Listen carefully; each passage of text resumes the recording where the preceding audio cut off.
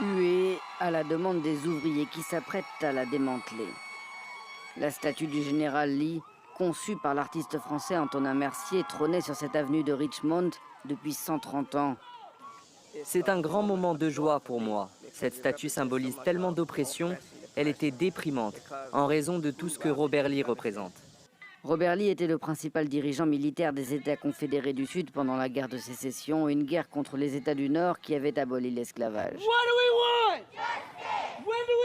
De nombreux militants pour les droits civiques se battaient pour le déboulonnage de la statue, symbole, selon eux, de l'esclavage aux États-Unis entre 1619 et 1865. Leur bataille avait pris une nouvelle tournure après la mort de George Floyd, tué par la police lors de son interpellation en mai 2020. Finalement, la Cour suprême a tranché la semaine dernière et décidé du démantèlement de la statue.